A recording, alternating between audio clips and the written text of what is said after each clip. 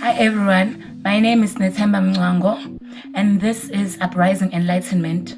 For those who are seeing this video for the first time, welcome. And for those who have been here and have been following me and have been subscribing and doing all the likes and all of that, I'm so grateful, truly I am. In today's video, we're going to be discussing the third eye. I'm sure you've heard me speak about the third eye in all our previous videos, and you've been wondering what on earth is she talking about and what is the third eye, and oh my goodness, what is the third eye?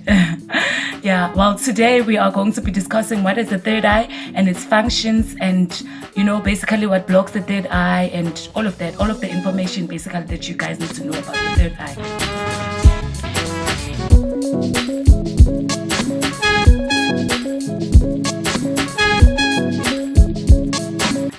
The third eye is also called the pineal gland. I'm sure some of you have studied the brain, or some who are studying medicine or anything like that, you've known about the pineal gland and you know its functions in the brain. The pineal gland basically resides in the center of our brains, and it is directly directed, just as our eyes are directed forward from our foreheads, it is just right there in the middle of our foreheads. So the pineal gland basically is like a pine shaped cone, which is directly directed towards in the middle of our foreheads, like just as how our eyes are directed towards any person or any objects or anything that you could be looking at. So is our third eye. In ancient histories, the third eye has been basically known as the source that connects us into our spiritual world, into the spiritual realm, rather than with the two eyes actually connect us with the actual physical world, which is us being here and we can see everything, all the things we can see and touch and everything, actually things that are shown to us by our eyes, things that are made visible by our eyes, right? So the third eye is in charge of showing us things in the spiritual realm, things that we cannot see with our physical eyes. Basically, the third eye is also very, very sensitive to the light, just as our eyes are. And it produces the hormone called the melatonin, which basically is in charge of our sleep patterns and sleep cycles. And when we go to sleep, the pineal gland produces a small amount of DMT, which will influence our dreams, right? Now, for years and eons, actually beyond years or decades or centuries, our ancestors have used the third eye for spiritual wisdom and psychic abilities and things also known as, they've known it as the gateway to the spiritual realm, So basically you can use your third eye in order to be able to see other spiritual things and things beyond our eyesight, basically. Right. So you should also check my description box. I've also given you information in order for you guys to be, there where I am. It's in order for you guys to understand fully what are we talking about here. Right. Now, the third eye has been seen in many other cultures, such as the Aten symbol, the bindi in Hinduism, right? Whereby they usually symbolize the third eye in the middle of their foreheads. I'm sure you've seen that even in Indian cultures as well, whereby they put something here in the middle of their head. So actually, that basically symbolizes the third eye. That means that the person you see with that symbol in their forehead is basically saying that they are in touch with their spiritual self, as much as they are here on earth in the physical, but they're also in touch with their physical, with their spiritual world. And basically, I also found out that, in Buddhism and in Taoism, there's also the symbol of third eye. Basically, the third eye has been here for eons, and it has been known by several people, several cultures, in different other places as well. And basically, long ago, it was suggested that, studies actually have proven that in the ancient times, our ancestors actually had a physical third eye, and which along the years, as we evolved, it actually became a pineal gland, of which today in our days we actually need to activate the pineal gland in order for us to be in touch or connected to our spiritual self, right? So basically, science and research has also found that the pineal gland contains the very same cells that are sensitive to light, that actually are the same cells that are found in our eyes. Very same cells, which are called rod-shaped cells that are sensitive to our lights, to the lights found in our eyes. Those are the very same cells that are found in the pineal gland. So basically, the pineal gland works just as much as the lights, just as much as our eyes work, but it serves for different purposes. It serves for spiritual purposes rather than the physical purposes, right? Now you may be wondering, why on earth haven't you ever heard about the third eye and its function, and the pineal gland, and why on earth don't you basically have the information? Because I feel like that's like the basic information everyone should be should be very familiar about, and we should all know about our third eye and its existence and how does it work. Basically, there has been reasons. Remember when I told you in our first episode of Uprising Enlightenment, when I first told you about how I have all the intentions of exposing things that have been hidden from us, things that are affecting us, and things that are slowly killing or slowly consuming us as human beings.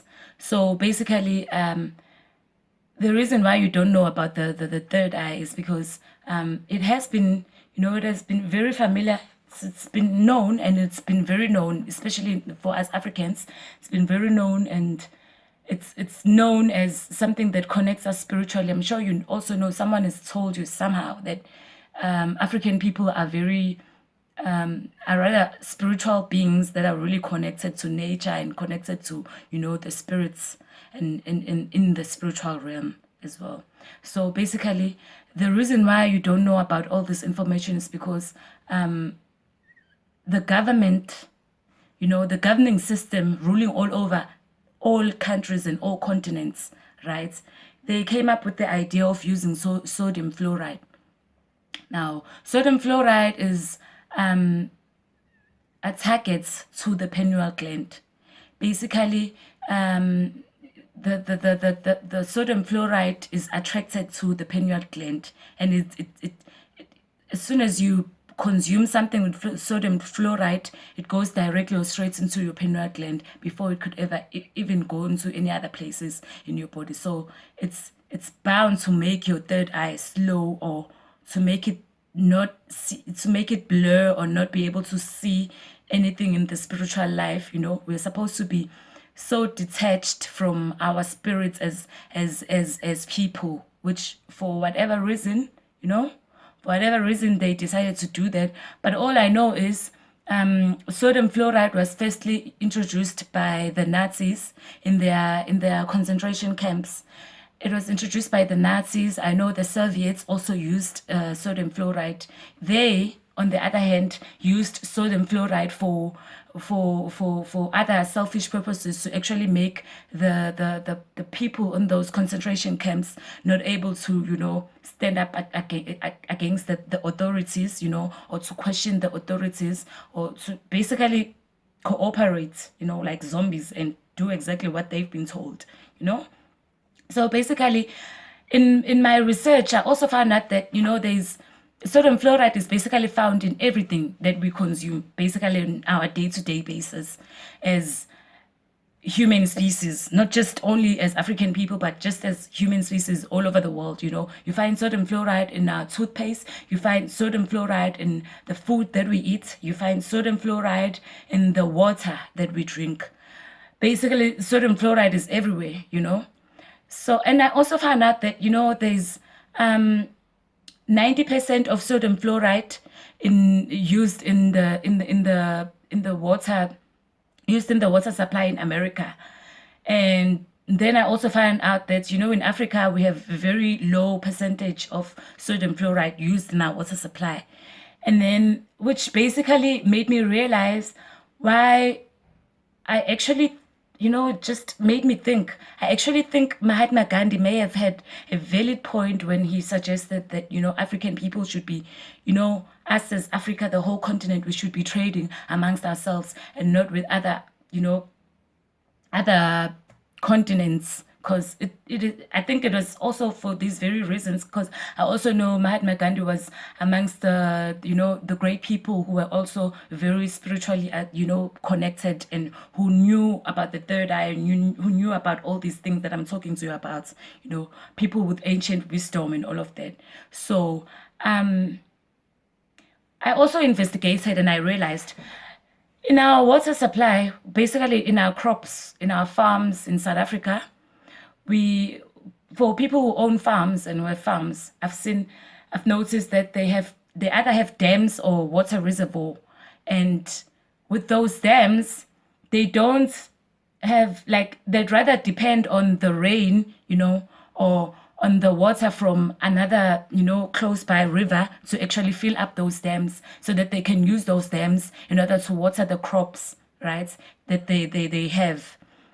And I discovered that, and then I had a problem in thinking that, and I thought, in America, if they use 90% of sodium fluoride in their water, and you know chances are when they water their crops, they use the water with the sodium fluoride, with the high percentage of sodium fluoride, and then they will obviously they will ship the types of, whether it's veggies or fruits or whatever, they will ship them back into South Africa, and we will ship out what doesn't have the sodium fluoride back to them, giving them the healthiest food to be consumed.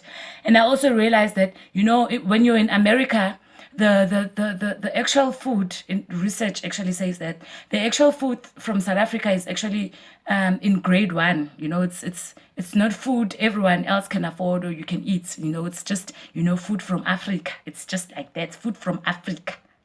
Like with that with that knowledge of knowing that everything from Africa is just, it has that strength, whether it's spiritual connectedness or whether it should definitely be healthy. And then I also found out that, and then I started to question all of that, and then I thought about it. Well, if it means that we are consuming all the food with the sodium fluoride, 90%, and we are drinking that in our water, and we use toothpaste, which is basically also shipped into the country, and we basically do this every day. You may have, I know I personally take 2 baths, like, shower in the morning, shower later on in the evening, and the whole time at the gym, I'm just consuming so much water, the whole time during the day, I'm consuming so much water. And with the sodium fluoride, at least it doesn't even have that much of a percentage. But my only problem is, if I'm eating food that has been transported or shipped, into the country, then that means either way, I'm more or less likely to live a shorter lifespan, because this will affect my pineal gland, and it will affect me as, all the energies that I'm supposed to have as a human being. It's gonna affect me spiritually, it's gonna affect me physically, and chances are I'm probably gonna be diagnosed with, some disease or anything else that's just gonna show that I'm not gonna last that long, which is basically why I have had a problem with all of this, and the reason why I decided to take a stand against all of this thing that is going on, right? And it's we are most likely to consume a certain percentage, each and every single day of our lives of sodium fluoride, and it shouldn't even be like that. And you know why it shouldn't even be like that? Because there's, research has found that, having a blocked pineal gland because of the sodium fluoride that we consume every day can basically cause spiritual effects, which are, it can block the pineal gland and lowers your energies, and lowers your vibrations as a human being. I also want you guys to know that, I want you guys to understand this concept of us as human beings and, our existence. We are energy, everything around us, everything we see, we touch, it's all just energy. All of us, we are made out of energy, Einstein discovered that, there's, other people, there's been many scientists, as a matter of fact, have discovered that everything around us is just pure energy. Nicholas Tesla is another example of those people.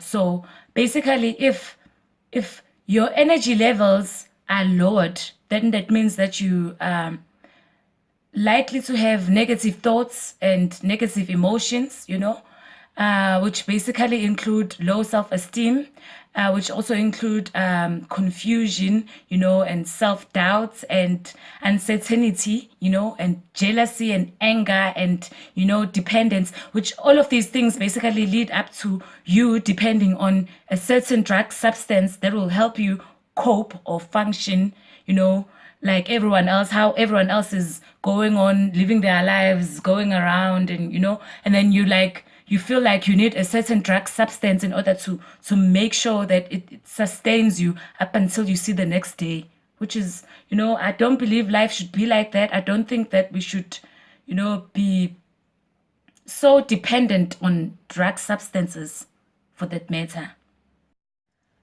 Now, I want you to understand that, not only is sodium fluoride bad for us, in terms of our spiritual awareness or our spirituality, it's also very dangerous,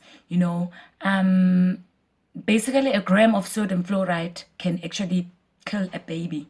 And, just that 1 gram of sodium fluoride is what is found in our toothpaste, That is why you'd find at the back of our toothpaste, it's written that, if you consumed, so much of, or the whole bottle of toothpaste, you should consult your doctor.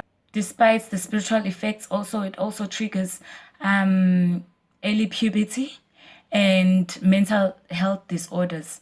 And in fact, in my own research, I found more than 20 studies have proven that, sodium fluoride can really be bad for us, because for example, it lowers the IQ level for children, and it also basically consumption of sodium fluoride can cause fertile brain damage, and it could also cause impaired visual spatial awareness.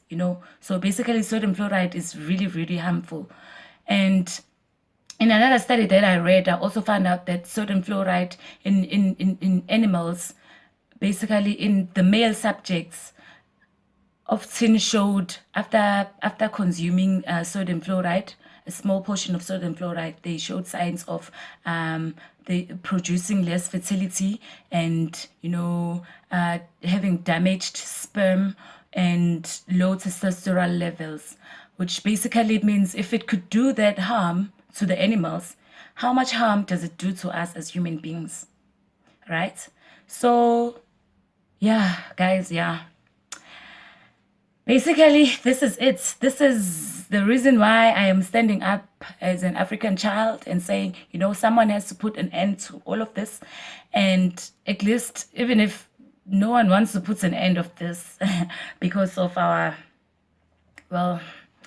country and everything and how everything has been placed, I myself have learned to actually learn to separate myself from everything, from the society, from all these things that affect us and that no one else is doing anything about, which is part of the reason why you should be more connected to your spiritual self, which is the reason why you should be woke.